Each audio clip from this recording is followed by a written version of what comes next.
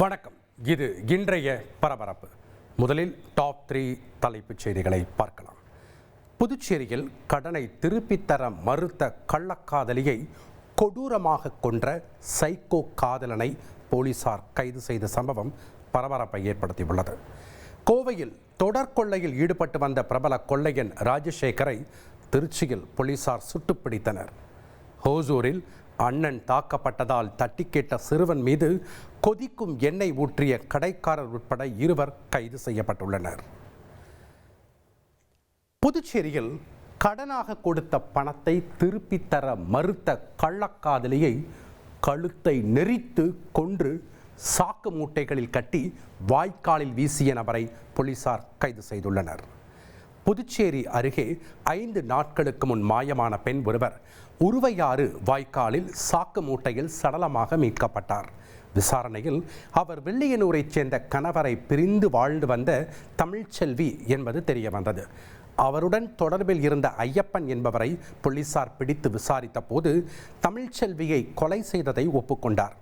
தமிழ்ச்செல்விக்கு கடனாக கொடுத்த 1.5 லட்சம் ரூபாயை ஐயப்பன் திருப்பி கேட்டபோது இருவருக்கும் இடையே தகராறு ஏற்பட்டு ஐயப்பன் தாக்கியதில் தமிழ்ச்செல்வி உயிரிழந்தது தெரிய வந்துள்ளது. ஏற்கனவே கடந்த 2016ஆம் ஆண்டில் வானூர் பகுதியைச் சேர்ந்த ஒரு பெண்ணுக்கு நகை வாங்கி கொடுத்து பணத்தை திருப்பி கேட்டபோது ஏற்பட்ட தகராறில் அவரை கொலை செய்த வழக்கில் அண்மையில் ஐயப்பன் ஜாமீனில் வெளியே வந்த நிலையில் மீண்டும் அது போன்ற ஒரு சம்பவத்தில் கைதாகியுள்ளார்.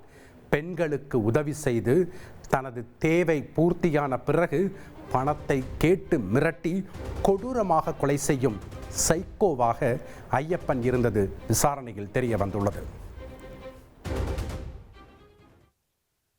கோவையில் தொடர் கொள்ளையில் ஈடுபட்டு வந்த பிரபல கொள்ளையன் ராஜசேகரை திருச்சியில் போலீசார் சுட்டு பிடித்தனர். அண்மையில் ஒரே நாளில் கோவையில் 10க்கும் மேற்பட்ட வீடுகளில் கொள்ளையர்கள் கைவரிசை காட்டினர். இது தொடர்பாக தனிப்படை அமைத்து தேடுதல் வேட்டை நடத்திய போலீசார் திண்டுக்கல் மாவட்டத்தைச் சேர்ந்த பிரபல கொள்ளையன் ராஜசேகர் என்பவரை திருச்சியில் சுற்றி வளைத்தனர்.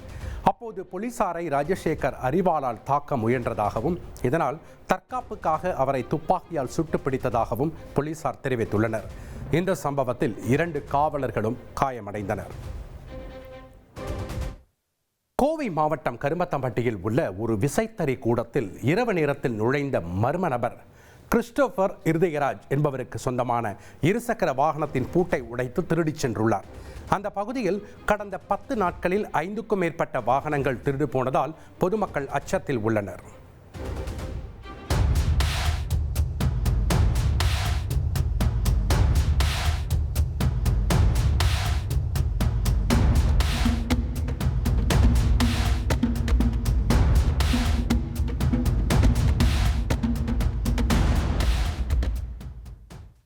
பொள்ளாச்சி அருகே பல்லடம் சாலையில் தென்னை நார் லோடு ஏற்றிச் சென்ற லாரி திடீரென தீப்பிடித்து எரிந்த சம்பவம் பரபரப்பை ஏற்படுத்தியது.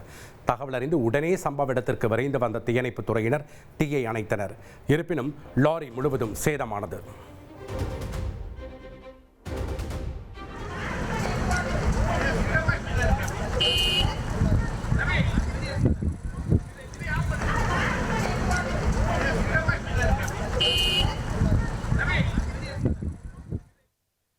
கேரள மாநிலம் கொச்சியில் கடந்த 2017ஆம் ஆண்டு நடிகை காரில் கடத்தப்பட்டு பாலியல் துன்புறுத்தலுக்கு உள்ளான வழக்கில் பல்சர் சுனில், மணிகண்டன், VP விஜேஷ், சலீம் என்கிற வடிவால் சலீம், பிரதீப் ஆகிய 6 பேருக்கும் 20 ஆண்டுகள் சிறை தண்டனை விதித்து எர்ணாகுளம் முதன்மை அமர்வு நீதிமன்றம் தீர்ப்பளித்துள்ளது. இந்த வழக்கில் 8வது பிரதியாக நடிகர் திலீப் வழக்கிலிருந்து விடுவிக்கப்பட்டார் என்பது குறிப்பிடத்தக்கது. கொடைக்கானல் தாண்டிக்குடி பகுதியில் உள்ள முருகன் கோயில் பகுதியில் உணவு தேடி வந்த 2 யானைகள் அன்னதான கூடத்தை சேதப்படுத்திய சம்பவம் பரபரப்பை ஏற்படுத்தியது. இதனால் அச்சமடைந்துள்ள அந்த பகுதி மக்கள் வனத்துறை யானையை விரட்ட வேண்டும் என கோரிக்கை வைத்துள்ளனர்.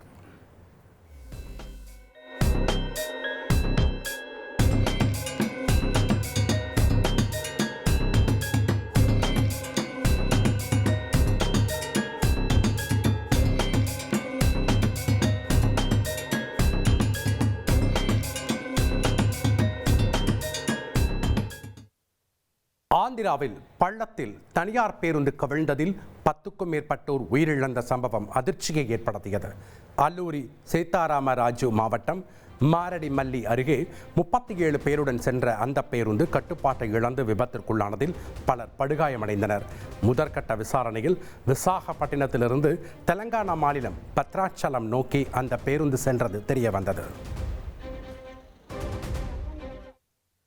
திருமணமான 3 மாதங்களிலேயே மனைவியையும் மைத்துனரையும் தந்தையுடன் சேர்ந்து வெட்டி கொலை செய்திருக்கிறாரு இங்க ஒரு அமமுக பிரமுகர்.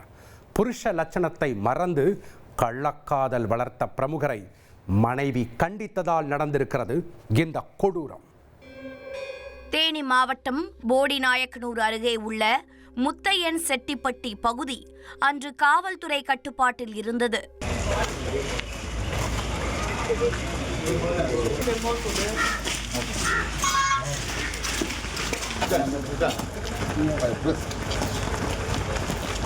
வீதியே மயான அமைதியில் காட்சி கொடுக்க போலீசார் அந்த 10 அடி சாலையை அங்குலம் அங்குலமாக அளந்து சல்லடை போட்டு சலித்துக் கொண்டிருந்தனர்.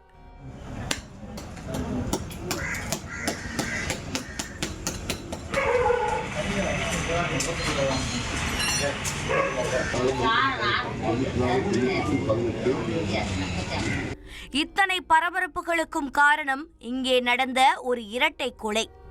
அண்ணன் தங்கை இருவரும் நடு ரோட்டில் ஓட ஓட வெட்டி கொலை செய்யப்பட்டிருக்கிறார்கள்.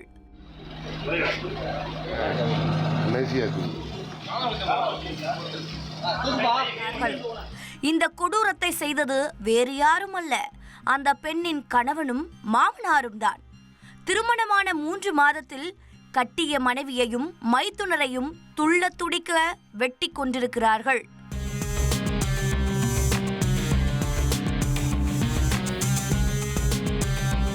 என்ன நடந்தது? ஏன் கணவனே மனைவியையும் மைத்துனரையும் கொல்ல வேண்டும் என்று தெரிந்து கொள்ள செய்தியாளர் யுவராஜாவுடன் களத்தில் இறங்கினோம். தேனி மாவட்டம் தேவாரம் அருகே உள்ள முத்தையன் செட்டிப்பட்டியை சேர்ந்தவர் சிவக்குமார். 52 வயதான இவரது மகன் பிரதீப் 27 வயதாகிறது. தந்தை மகன் இருவரும் அம்மா மக்கள் முன்னேற்ற கழகத்தில் ஒன்றிய பொறுப்பில் உள்ளனர். இதில் பிரதீப்பிற்கும் சின்னமனூரைச் சேர்ந்த 32 வயதான நிக்கிலா என்ற பெண்ணுக்கும் கடந்த 3 மாதங்களுக்கு முன் திருமணம் முடிந்துள்ளது. ஆனால் அந்த வாழ்க்கை 1 மாதம் முழுவதுமாக நிலைக்கவில்லை. காரணம், பிரதீப் அமமுக கட்சியில் கிளை செயலாளராக இருப்பதால் வேலை வெட்டிக்கு செல்லாமல் குடித்துவிட்டு அடிதடி கட்ட பஞ்சாயத்து என ஏரியாவுக்குள் வம்பு வேலைகளை செய்து வந்திருக்கிறார். அவர் மீது பல்வேறு குற்ற வழக்குகள் இருப்பதாகவும் சொல்லப்படுகிறது. இந்த விஷயம் நிக்கிலாவுக்கு தெரிந்து கணவனோடு சண்டையிட்டு வந்திருக்கிறார். அது மட்டுமின்றி பிரதீப்பிற்கு அதே பகுதியைச் சேர்ந்த வேறு ஒரு பெண்ணுடன் கள்ளக்காதல் இருந்ததாகவும் கூறப்படுகிறது. இந்த காதலை கைவிடச் சொல்லியும் நிக்கிலா தகராறு செய்திருக்கிறார். இதனால் இருவருக்குமான இல்லற வாழ்க்கை பாதிக்கப்பட்டிருக்கிறது. ஒரு கட்டத்தில் பொறுமையை இழந்த நிக்கிலா கணவனோடு சண்டையிட்டுக் கொண்டு தாய் வீட்டிற்கு சென்றிருக்கிறார். 1 மாதமாக கணவனை பிரிந்து தாய் வீட்டில் வாழ்ந்து வந்த நிலையில் உறவினர்கள் சமரச பேச்சுவார்த்தை நடத்தி கடந்த வாரம்தான் நிக்கிலாவை கணவருடன் சேர்த்து வைத்தனர். ஆனால் மீண்டும் இருவருக்கும் இடையே பிரச்சனை ஏற்பட்டிருக்கிறது. அப்போது ஏற்பட்ட வாக்குவாதத்தில் ஆத்திரமடைந்த பிரதீப் நிக்கிலாவை தாக்கியதாக தெரிகிறது. இதில் படுகாயமடைந்த நிக்கிலா சின்னமனூர் மருத்துவமனையில் சிகிச்சை பெற்றிருக்கிறார். பின்னர் வரதட்சணை கேட்டு கொடுமைப்படுத்துவதாக கணவர் பிரதீப் மீது போடி தாலுகா காவல் நிலையத்தில் புகார் அளித்தார். இந்த நிலையில் இன்று இதுகுறித்து பஞ்சாயத்து பேசி முடித்துவிட்டு கணவனை பிரிந்து வாழ முடிவு செய்து திருமணத்தின் போது கொடுத்த சீதன பொருட்களை எடுத்துச் செல்வதற்காக நிக்கிலா அவரது அண்ணன் விவேக் மற்றும் 10க்கும் மேற்பட்ட உறவினர்களுடன் முத்தையன் செட்டிப்பட்டியில் உள்ள கணவர் வீட்டிற்கு வந்துள்ளனர். அங்கே 2 குடும்பத்தாருக்கும் மீண்டும் தகராறு ஏற்பட்டு கைகலப்பாக மாறியிருக்கிறது. ஆத்திரத்தில் பிரதீப் மைத்துனர் என்றும் பாராமல் விவேக்கை கத்தியால் சரமாரியாக குத்தி கொலை செய்திருக்கிறார். இதனை பார்த்த நிக்கிலா அங்கேயே மயங்கி விழுந்து இறந்து போயிருக்கிறார். மயங்கி விழுந்த நிக்கிலாவை பிரதீப் தந்தை சிவக்குமார் அரிவாளால் வெட்டியும் கத்தியால் குத்தியும் கொடூரமாக கொலை செய்திருக்கிறார். இருவரையும் விரட்டி விரட்டி வெட்டி கொன்றதை பார்த்தவுடன் அங்கிருந்த கூட்டம் தலைதெறிக்க ஓடி இருக்கிறது. பின் கட்டிய மனைவியையும் மைத்துனரையும் இரத்த வெள்ளத்தில் மிதக்க விட்டுவிட்டு மகன் தந்தை இருவரும் தப்பிச் சென்றிருக்கிறார்கள். இந்த தகவல் அறிந்து சம்பவ இடத்திற்கு விரைந்த போடி தாலுகா போலீசார் நிக்கிலா மற்றும் அவரது அண்ணன் விவேக்கின் உடலை மீட்டு பிரேத பரிசோதனைக்காக அரசு மருத்துவமனைக்கு அனுப்பி வைத்தனர். கொலை செய்யப்பட்ட நிக்கிலா வழக்கறிஞருக்கு படித்து முடித்துள்ளார். அவரது அண்ணன் விவேக் அரசு போக்குவரத்து கழகத்தில் நடத்துனராக பணியாற்றி வந்ததும் குறிப்பிடத்தக்கது. இவருக்கு திருமணமாகி ஒரு மகன் உள்ளார். இது தொடர்பாக வழக்கு பதிவு செய்த போலீசார் தப்பி ஓடிய பிரதீப் மற்றும் அவரது அப்பா சிவகுமாரை தீவிரமாக தேடி வந்தனர். இரட்டை கொலை செய்த பிரதீப் மீது 7க்கும் மேற்பட்ட வழக்குகள் நிலுவையில் உள்ளதாக போலீசார் தரப்பில் கூறப்படுகிறது. இருவரையும் போலீசார் வலைவீசி தேடி வந்த நிலையில் தந்தை சிவகுமார், மகன் பிரதீப் இருவரும் பெரியகுளம் நீதிமன்றத்தில் சரணடைந்துள்ளனர். இருவரையும் போலீசார் காவலில் எடுத்து கொலைக்கு வேறு ஏதேனும் காரணம் உள்ளதா என்று விசாரிக்க நடவடிக்கை மேற்கொண்டு வருகின்றனர். திருமணமான 3 மாதத்தில் கட்டிய மனைவி மற்றும் மைத்துனரை கணவனும் மாமனாரும் சேர்ந்து வெட்டி படுகொலை செய்த சம்பவம் தேனி மாவட்டத்தில் பரபரப்பை ஏற்படுத்தியுள்ளது.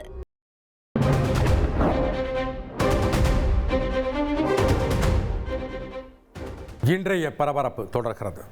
திருப்பத்தூர் மாவட்டம் ஆம்பூர் அருகே 8 வயது சிறுமி மாயமான சம்பவத்தில் திடீர் திருப்பமாக அவர் வீட்டுக்குள்ளேயே இருந்தது தெரிய வந்துள்ளது.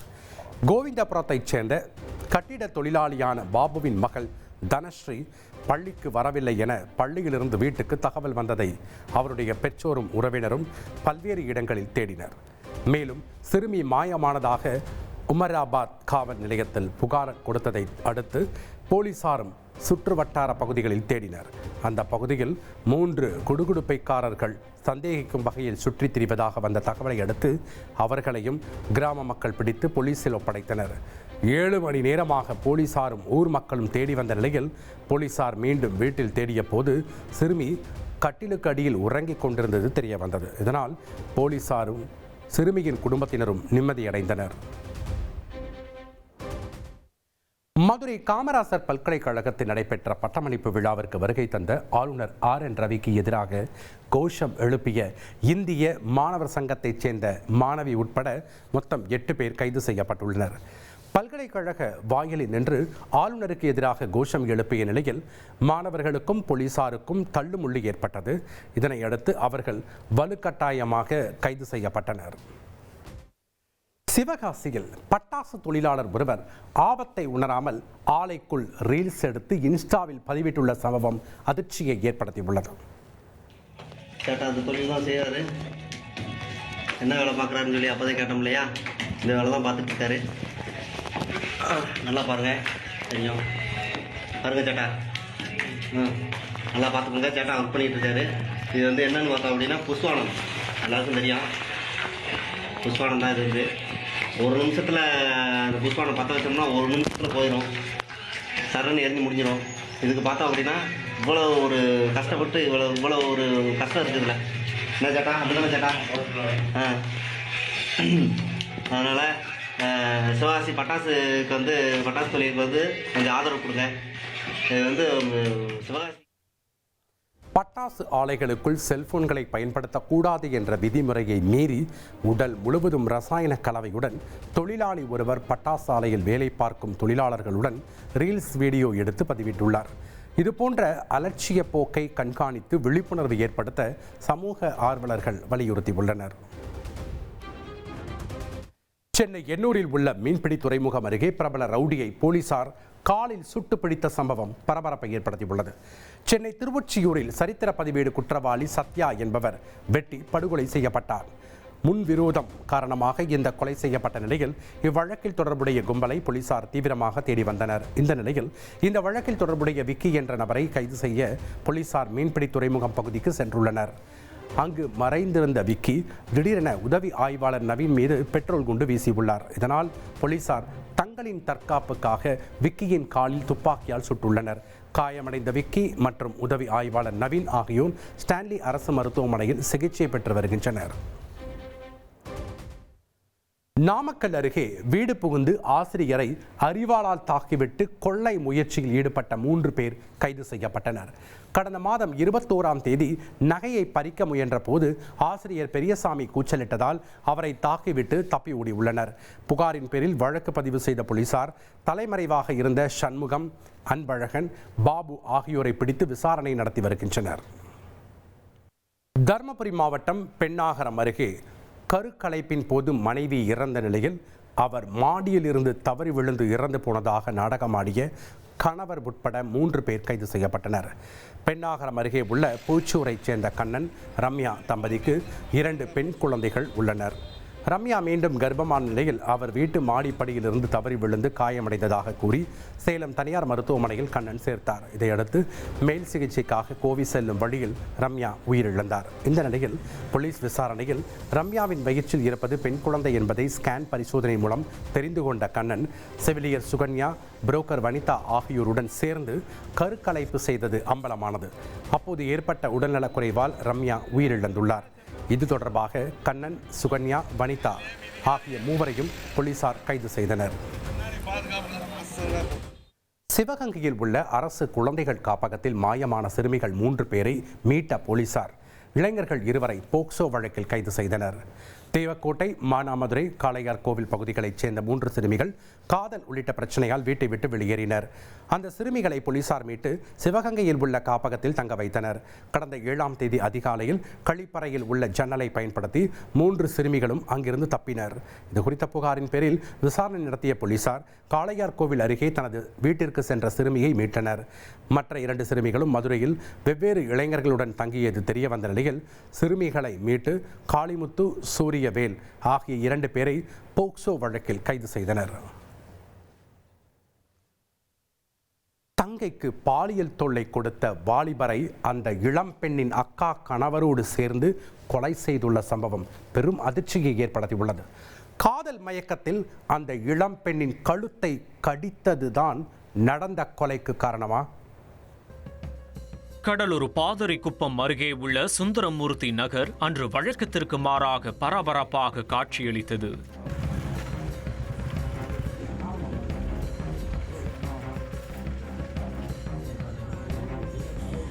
அந்த பகுதியில் இருந்த சிறிய வீட்டை முழு கட்டுப்பாட்டிற்குள் எடுத்துக்கொண்ட போலீசார் தடயவியல் நிபுணர்கள் மற்றும் மோப்பநாயை வரவழைத்து தீவிர சோதனை மேற்கொண்டுள்ளனர்.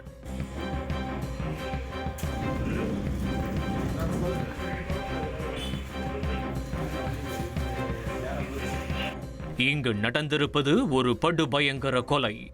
வீட்டின் ஹாலில் வாலிபர் ஒருவர் இரத்த வெள்ளத்தில் பிணமாக இறந்து கிடந்துள்ளார். சம்பவ இடத்தில் காவல் கண்காணிப்பாளர் ஜெயக்குமார் ஆய்வு மேற்கொண்டு சம்பவத்தை நேரில் பார்த்த கொலையானவரின் தாயிடம் விசாரணை நடத்தினர்.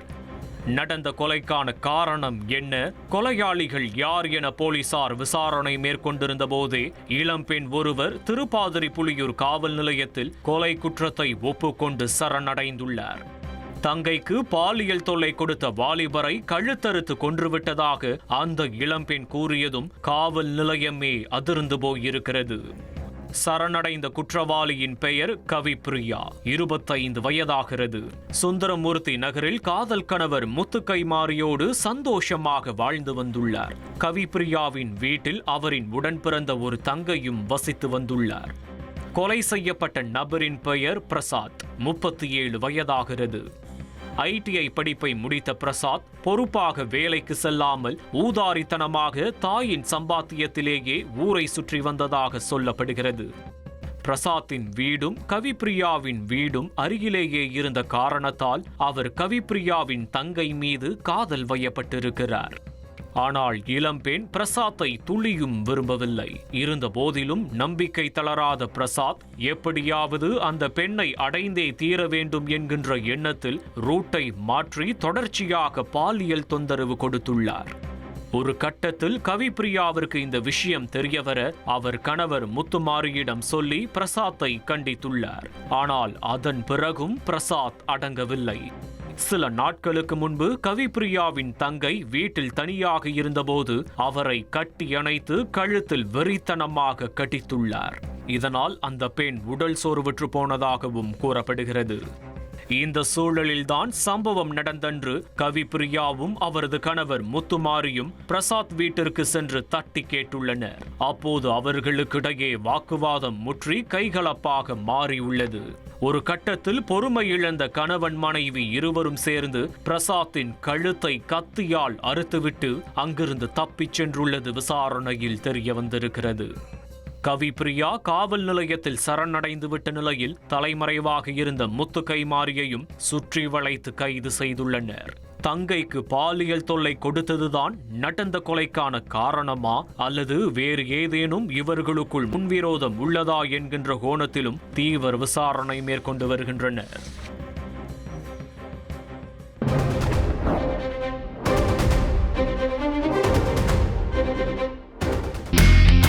இனி செல்லும் இடமெல்லாம் செய்தி. தந்தி டிவியின் வாட்ஸ்அப் சேனலை ஃபாலோ பண்ணினா செல்ல இருக்கும் இடமெல்லாம் செய்தி. இதோ QR கோட் இப்பவே ஸ்கேன் பண்ணுங்க, ஃபாலோ பண்ணுங்க.